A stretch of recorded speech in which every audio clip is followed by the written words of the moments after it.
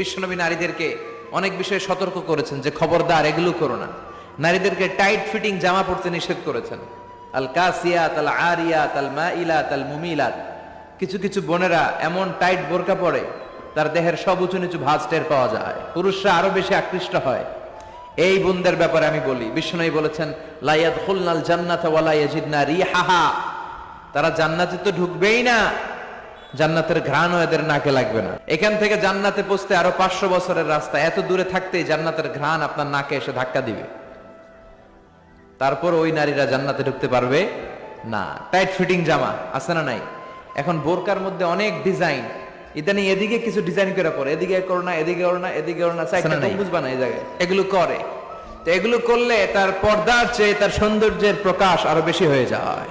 এরপরে বিশ্বনবী নিষেধ করেছেন ঝাঁঝালো পারফিউম দিয়ে বেরোতে নিষেধ করেছেন। আমার বোনেরা নিজেদেরকে ক্লিন রাখবেন,